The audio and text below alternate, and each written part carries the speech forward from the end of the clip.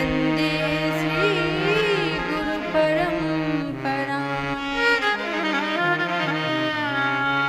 नमो गुरुभ्यो गुरुपादुकाभ्यो नमः। परेभ्यः परपादुकाभ्यः आचार्य सिद्धेश्वर पादुकाभ्यो नमोस्तु सीतापति पादुकाभ्यः। वन्दे नन्दव्रजस्त्रीणां पादरेणुमभीक्ष्णशः यासां हरिकथोद्गीतं पुनाति भुवनत्रयम्। नीलाम्बुजश्यामलदेहकान्तिं राधासमानाङ्कृतवामभागम् वंशीधरं यष्टिधरं मुकुन्दं नमामि कृष्णं यदुवंशनाथम्। श्रीसच्चिदानन्दरूपाय विश्वोत्पत्त्यादिहेतवे तापत्रयविनाशाय श्रीकृष्णाय वयं नमः।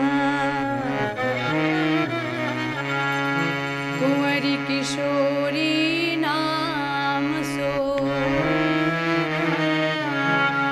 उपजो दृढ़ विश्वास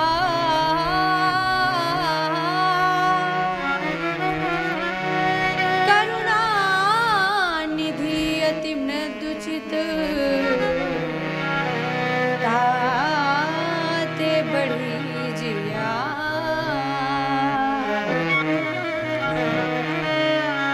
वृंदावन की लता सम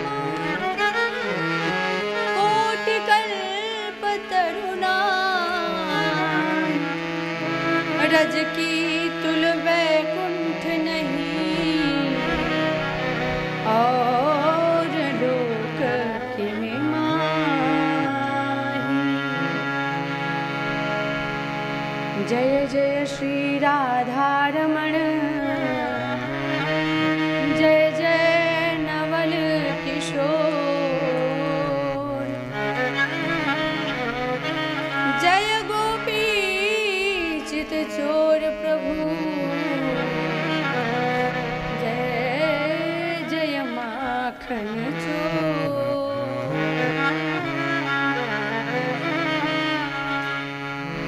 श्री राधा श्री राधा राधा राधा राधा श्री राधा राधा राधा राधा श्री राधा राधा राधा राधा राधा श्री राधा राधा राधा श्री राधा परम धन राधा राधा राधा राधा परम धन राधा राधा राधा राधा राधा हमारो धन राधा श्री राधा हमारो धन राधा श्री राधा श्री राधा वृंदावन वाली राधा राधा राधा राधा राधा वृंदावन वाली राधा राधा राधा राधा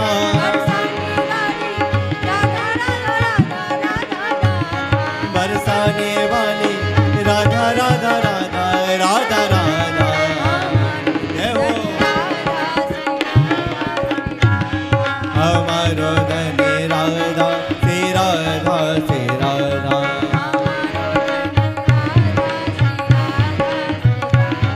हमारो धन राधा श्री राधा श्री राधा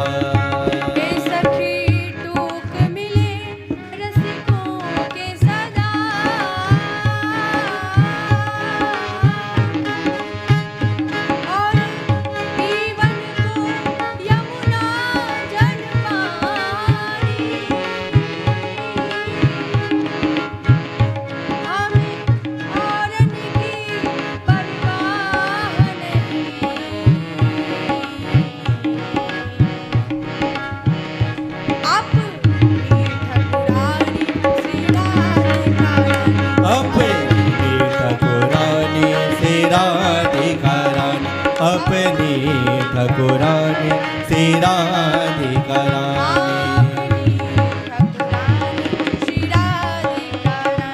अपनी ठाकुरानी श्री राधिका रानी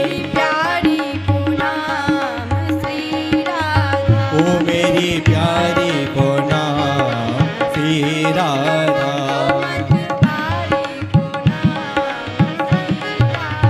ओ मन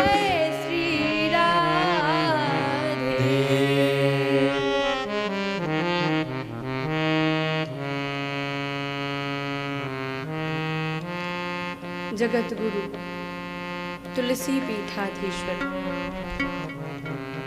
श्री चित्रकूट धाम ही जिनका परम प्रिय है, श्री मंदाकिनी जी का किनारा ही जिनको परम प्रिय है, समस्त वैष्णव जनों के, समस्त विद्वान जनों के, समस्त ज्ञानी जनों के, समस्त भक्त जनों के हृदय के शिरमौर श्री सद्गुरुदेव भगवान श्री चित्रकूट तुलसी पीठाधीश्वर श्री सद्गुरुदेव भगवान के श्री चरणों में दासी का कोटि कोटि प्रणत निवेदित, श्री चरणों में कोटि कोटि प्रणाम।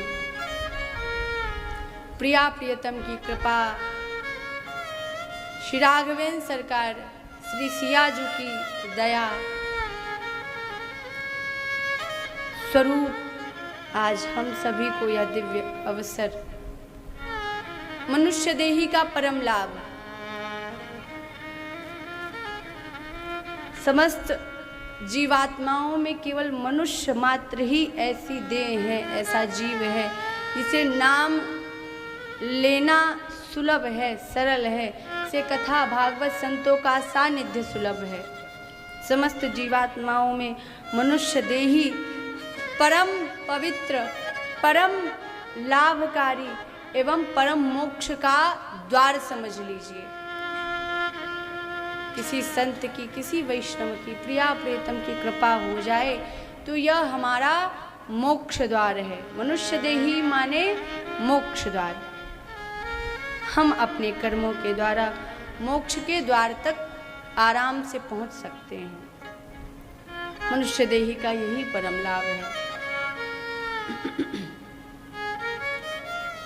और उसमें भी श्रीमद् भागवत महापुराण जैसा दिव्य ग्रंथ, प्रिया प्रियतम का विग्रह, शब्दमयी विग्रह, जिसका सानिध्य, जिसका श्रवण, जिसका चिंतन मनुष्य को भगवत स्वरूप बना देने में समर्थ है। भगवान से मिलाना अलग बात है, भगवान बना देना अलग बात है। भगवान बिल्कुल जब प्रसन्न होते हैं किसी जीवात्मा पर तो उसको महान नहीं बनाते, उसको अपना जैसा बना लेते हैं, दूसरा भगवान ही बना देते हैं। ये भगवान का स्वभाव है। मनुष्य का स्वभाव ऐसा है कि जिसे प्रेम करेगा, जिसे स्नेह करेगा, उसे श्रेष्ठ बनाने का प्रयास करेगा। मनुष्य जिसे स्नेह करेगा, जिसे प्रेम करेगा, उसे श्रेष्ठ बनाने का प्रयास करेगा। पर भगवत कृपा ऐसी है, भगवान की दया ऐसी है, भगवान का स्वभाव ऐसा है कि वो जीवात्मा को फिर जीवात्मा नहीं, अपने जैसा ही बना लेते हैं। आप सब ने सुना होगा कि बैकुंठ में रहने वाले समस्त दासी दासियां भगवत स्वरूप ही है, भगवान जैसे ही हैं। उनको भी शंख चक्र गदा पद्म चतुर्भुज वो भी रहते हैं। उनका भगवान नारायण को देख लो और उनके दास दासियों को देख लो, तुम जान ही नहीं पाओगे कि इनमें से कौन भगवान है और कौन दरबान है। एक जैसे, केवल एक अंतर है, एक भृगु जी का चरण चिन्ह जो श्री नारायण के वक्ष स्थल पर रहता है और कौस्तुभ मणि, बस केवल इतना अंतर है। नहीं तो भगवान और दरबान बिल्कुल एक जैसे, एक जैसा रंग रूप, एक जैसा स्वभाव, एक जैसा परिवेश, एक जैसा वेश। भगवान जब कृपा करते हैं तो अपना स्वरूप ही दे देते हैं। इसीलिए तो जितने भी संत महात्मा हैं देखो कैसी सुंदर छवि है उनकी, सामान्य जगत के लोग कितनी चीज़ों का प्रयोग करके सुंदर बनाते हैं स्वयं को। जिनके पास अधिक पैसा है वो लाखों लाख करोड़ों करोड़ों खर्च कर देते हैं इस शरीर को सुंदर बनाने के लिए। और हमारे साधु, हमारे संत, हमारे वैष्णवजन केवल रज ही लगा लें मस्तक पर, बस अलग से ही ऐसा लगता है जैसे साक्षात प्रिया प्रियतम बैठे हों। चाहे आप तटिया स्थान चले जाओ, केली कुंज चले जाओ, आप मलूक पीठ चले जाओ, कैसा सुंदर स्वरूप है उनका, जैसे वामन भगवान बैठे हों। तो ये भगवान अपना स्वरूप दे देते हैं, अपने जैसा बना लेते हैं। एक चोट आप मंदिर, यदि मंदिर के सामने कोई संत खड़ा है तो आप ठाकुर को बाद में प्रणाम करोगे, पहले संत को प्रणाम करोगे। ये भगवान की कृपा है, अपने निज जनों को वो अपने जैसा ही बना देते हैं, स्वयं से भी, बल्कि स्वयं से भी श्रेष्ठ बना देते हैं। भगवान के पास 10 बार माथा रगड़ोगे तब एक बार तुम्हारी बात मंजूर होगी। संतों को प्रसन्न कर लो तो भगवान तो अपने आप प्रसन्न हो जाते हैं। इसलिए संतों को बहुत महत्व है, बहुत, उनके सानिध्य के जैसा कुछ और है ही नहीं।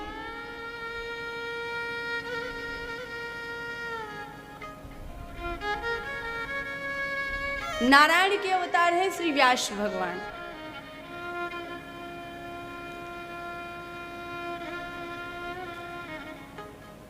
शुकदेव जैसी उनकी दिव्य संतान है। इनके विषय में तो कहा जाता है, कहते भागवत जी के मुख्य प्रवक्ता श्री शुकदेव भगवान हैं और मुख्य श्रोता श्री परीक्षित जी हैं। लेकिन इससे पूर्व भी श्रीमद् भागवत महापुराण की, कई लोगों को पता होगा कि श्रीमद् भागवत महापुराण सबसे पहले सुखदेव जी ने कही और परीक्षित जी ने श्रवण की। लेकिन वैष्णव जगत में सभी को यह बात ज्ञात है कि श्रीमद् भागवत महापुराण का सबसे पहला वाचन इसी ब्रजभूमि में हुआ है। इस ब्रजभूमि के गिरिराज जी की तलहटी में कुसुम सरोवर पर श्री उद्धव जी द्वारा हुआ है और जिसकी श्रोता रही हैं भगवान की वो समस्त रानियां, जिसमें उनकी 8 पटरानियां और बाकी समस्त रानियां सम्मिलित थीं। सबसे पहले श्रोता श्री उद्धव जी, सबसे पहले वक्ता श्री उद्धव जी और श्रोता वो ये समस्त रानियां और इनके प्रपौत्र वज्रनाभ जी। उस कथा में परीक्षित जी भी थे, लेकिन 2-3 दिन की कथा श्रवण कर पाई, फिर उनको कार्य आ गया, राज्य के लोग बुलाने आ गए तो परीक्षित जी रोने लगे कि मैं इस दिव्य कथा को, भगवान के इस रस को, इस अमृत को छोड़कर कैसे जाऊं। तब श्री उद्धव जी ने उनको आशीर्वाद दिया कि तुम चिंता मत करो, तुम इस कथा को छोड़कर नहीं जा रहे, ये कथा आकर तुम्हें स्वयं मिलेगी। साक्षात श्री व्यास नंदन श्री शुकदेव जी इस कथा को तुम्हें श्रवण कराएंगे, ऐसा विधान बनेगा, तुम चिंता मत करो। हमारे हृदय की कोई सात्विक प्रबल इच्छा जब जागृत होती है तो श्री हरि उसे स्वयं पूरा करते हैं, ये उनकी जिम्मेदारी है।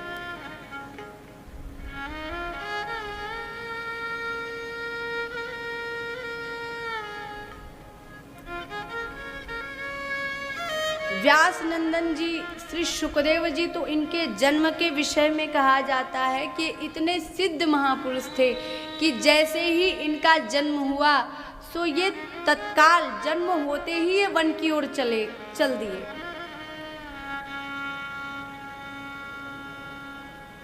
व्यास जी पीछे पीछे दौड़े,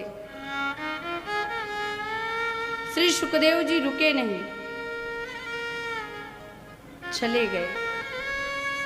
विरक्ति इतनी, भगवान से प्रीति इतनी, निराकार ब्रह्म के उपासक, साकार को क्योंकि देखा नहीं था, यदि साकार को देख लेते तब तो मुश्किल हो जाता कि निराकार में उनका मन लग पाए, निराकार में उनकी बुद्धि लग पाए। चले गए, वन को रुके नहीं। व्यास जी को चिंता हुई कि मेरा छोटा सा पुत्र वन के दुर्गम स्थानों को कैसे झेल पाएगा। देवर्षि नारद जी की प्रेरणा से जब श्री व्यास जी ने श्रीमद् भागवत महापुराण को प्रकट किया, ऐसा नहीं है कि उन्होंने रचना करी, प्रकट किया, क्योंकि श्रीमद् भागवत महापुराण जैसे जीव सनातन है, ब्रह्म सनातन है, ऐसे ही हमारी श्रीमद् भागवत महापुराण भी सनातन है। पहले के साधु संतों को लिखने की आवश्यकता नहीं होती थी, उनको समस्त वेद पुराण कंठस्थ रहते थे, जैसे हमारे गुरुदेव भगवान को। उनको लिखने की आवश्यकता नहीं होती थी। पर कलिकाल में जीवों की बुद्धि इतनी सूक्ष्म हो गई है कि उसको थोड़ा बहुत याद रहे वही बहुत बड़ी बात है। ज़्यादातर लोग चीज़ें रख के भूल जाते हैं, 1 मिनट में यहाँ रखा और भूल गए। हमारे साथ खुद ऐसा होता है, हम दूसरे को क्यों कहें। हमारी सबकी बुद्धि बहुत छोटी है। पहले के साधु संत, पहले के जो विद्वत जन हुआ करते थे, वो सारा डेटा उनके यहाँ मस्तिष्क में फीड रहता था। व्यास नंदन जी को पता था, वो तो सब कुछ जानते थे, भगवत स्वरूप थे। उन्हें पता था कि कलिकाल में मनुष्य एक स्तुति कंठस्थ कर पाए, ये भी उसके लिए बड़ा काम होगा। साधारण जीव से अभी पूछ दो, क्या हनुमान चालीसा कंठस्थ है? नहीं कंठस्थ है, नहीं याद है। हनुमान चालीसा भी उनको कंठस्थ नहीं है, फिर ये तो 18,000 श्लोकों का ग्रंथ है। कलिकाल के प्रभाव को जानते हुए व्यास जी को इस दिव्य महापुराण को लिपिबद्ध करना पड़ा, लिखना पड़ा, ताकि लोगों का कल्याण करने में सहायक हो पाए। लेकिन अब बड़ी चुनौती ये थी कि व्यास जी तो ठहरे वयोवृद्ध। उन्होंने विचार किया कि मैं लिख तो दूंगा, मैं इसको प्रकट तो कर दूंगा, परंतु इसका वाचन कौन करेगा? देवर्षि नारद जी ने कहा, इसकी चिंता आप न करें, आपका पुत्र ही इतना विद्वान है, आपका पुत्र ही इतना साक्षात ब्रह्म स्वरूप ही है। आप केवल इसे लिपिबद्ध करें, इसे लिखें, इसको प्रकट करें, प्रकट स्वरूप से इसको लिपिबद्ध करें। आपका पुत्र ही इसका वाचन और कंठस्थ करेगा। व्यास जी को थोड़ा सा समझ में नहीं आया। क्यों? क्योंकि जन्म लेते ही श्री सुखदेव जी वन की ओर चले गए थे।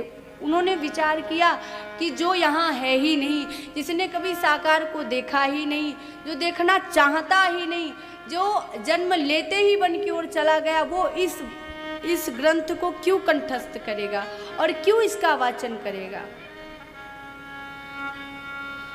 देवर्षि नारद जी ने कहा कि आप चिंता ना करें, भगवत प्रेरणा से जो आप नहीं समझ पा रहे वो सब हो जाएगा। व्यास जी निश्चिंत हुए। समय आया, व्यास जी ने विचार करके देवर्षि नारद जी की प्रेरणा से कुछ अपने कुछ शिष्यों को उसी वन की ओर संविधा लाने के लिए भेजा, हवन की संविधा लाने के लिए भेजा, जिस वन में श्री सुखदेव जी एक वृक्ष के नीचे समाधि लेकर बैठे हुए थे, ब्रह्म संबंध जोड़कर बैठे थे, उनकी समाधि लगी हुई थी।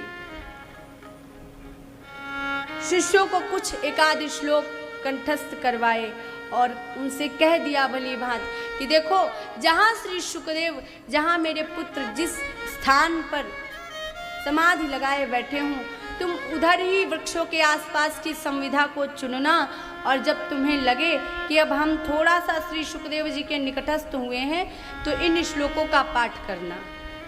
शिष्यों ने बिल्कुल वैसा ही किया। जहाँ पर श्री सुखदेव जी समाधि लगाए नेत्र बंद करके ब्रह्म चिंतन में बैठे हुए थे, वहीं पर श्री व्यासदेव भगवान जी के शिष्य पहुँचे और इन दिव्य श्लोकों का गायन किया, जिसमें सबसे पहला श्लोक उन्होंने गाना प्रारंभ किया। बरहा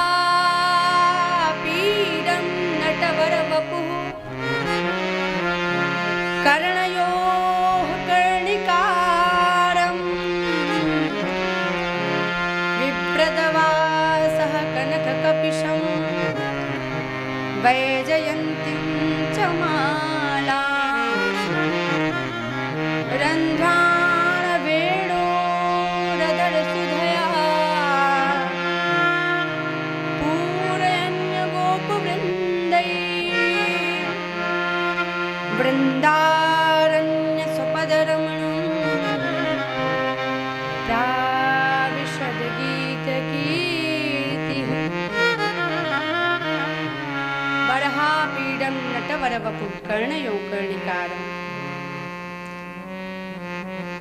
उन्होंने वर्णन किया कि भगवान श्री कृष्ण जब आप चिंतन में लाइए, भगवान श्री कृष्ण जब वृंदावन से समस्त गौओं को चराकर लौट रहे हैं तो उनकी छवि कैसी है, उस छवि का वर्णन कर रहे हैं श्री व्यासदेव जी के शिष्य।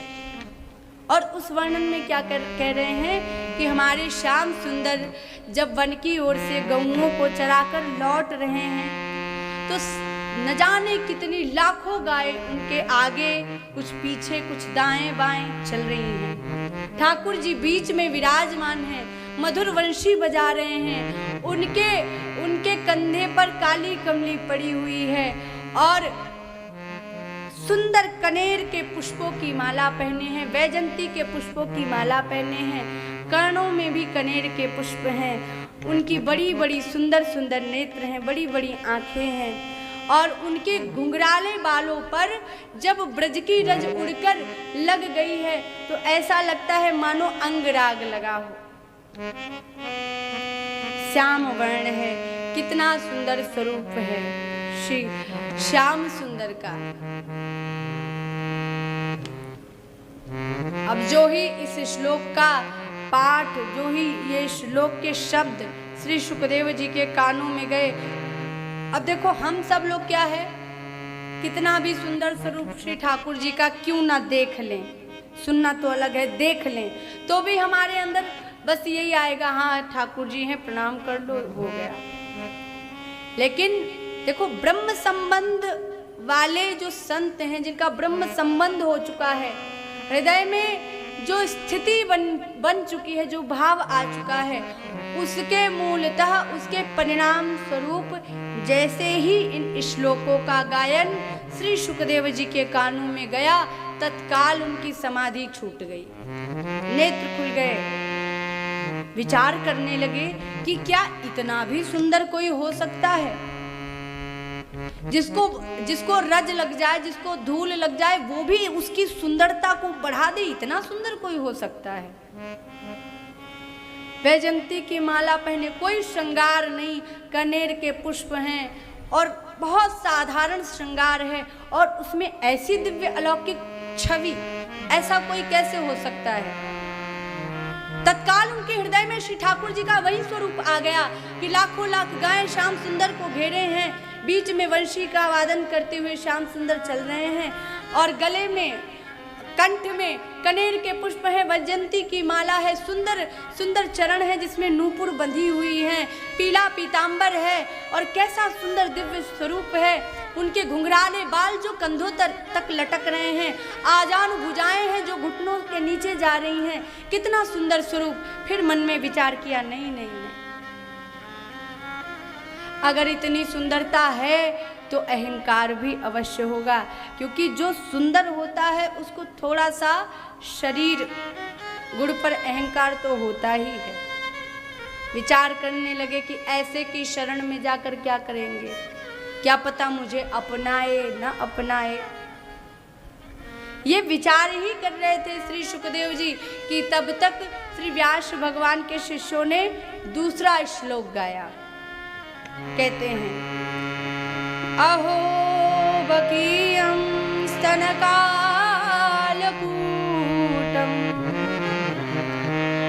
जिघांसया पाययदप्यसाध्वी लेभे गतिं धातृयुचितां ततोऽन्यं कं वा दयालुं शरणं अहो बकीयम स्तन कालकूटम। कैसी पूतना जो अपने स्तनों में विष लगाकर आई ठाकुर जी को मारने के उद्देश्य से, कि विष लगा स्तन श्याम सुंदर के मुख में दे दूंगी और इसको पीकर इसका जीवन लीला इसकी समाप्त हो जाएगी। ऐसी इच्छा करने वाली पूतना जब भगवान के सन्मुख आई, श्री ठाकुर जी के स्पर्श मात्र से ही श्री यशोदा मैया को जो स्थिति जो स्थान बाद में प्राप्त होगा, श्याम सुंदर ने स्पर्श करने मात्र से ही वही स्थिति, वही भाव, वही स्थान पूतना को प्रदान किया। इतना दयालु भला कोई हो सकता है?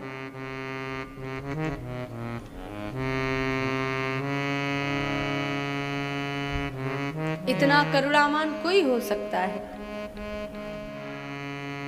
व्यास भगवान के शिष्यों ने गाया कि पूतना जैसी दुष्टा को भी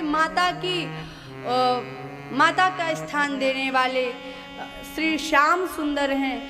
तो श्री शुकदेव जी ने विचार किया कि इतनी सुंदरता में इतनी सरलता बहुत दुर्लभ है। तुरंत उठकर आए और उन शिष्यों से कहा, एक बात बताओ, ये सुंदर सुंदर श्लोक तुमको किसने पढ़ाए हैं?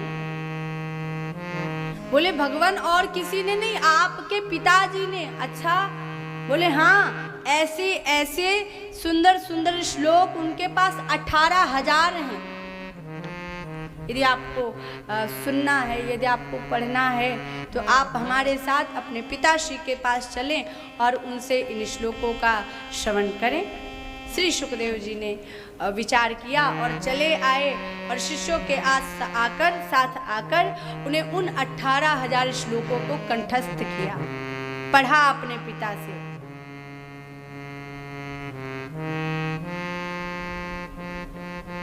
और तत्पश्चात समय आने पर सुखदेव जी की प्रवृत्ति ऐसी है कि गौ दोहन के काल से अधिक, समय से अधिक कहीं रुकते नहीं, पर 7 दिन के लिए उन्होंने परीक्षित पर अनुग्रह करके उनको इस श्रीमद् भागवत महापुराण का श्रवण कराया, जो कि जीवात्मा को भगवत प्राप्ति कराने का सामर्थ्य रखती है।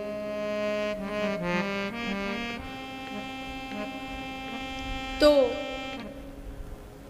इस श्रीमद् भागवत महापुराण का गुण इतने हैं, इसका महत्व इतना है कि बड़े बड़े वैष्णव, बड़े बड़े साधु भी यहाँ पर पहुंचकर स्वयं को सूक्ष्म मान लेते हैं। तो हम आप तो हैं ही कौन? जिस प्रकार श्री ठाकुर जी के स्वरूप का वर्णन करने में बड़े बड़े विद्वान स्वयं को असमर्थ पाते हैं, ऐसे श्रीमद् भागवत महापुराण का महत्व साधारण नहीं है, असाधारण है। ये ग्रंथ असाधारण है। इसका वर्णन करना, इसका गुणानुवाद करना असंभव है। ये साक्षात ब्रह्म की स्थिति तक ले जाने वाला ग्रंथ है। आपको ब्रह्म बनाकर प्रतिष्ठित कर देगा, ऐसा दिव्य ग्रंथ है। श्रीमद् भागवत महापुराण श्रवण करने से बड़े बड़े प्रेतों का, बड़े बड़े राक्षसों का कल्याण हो गया।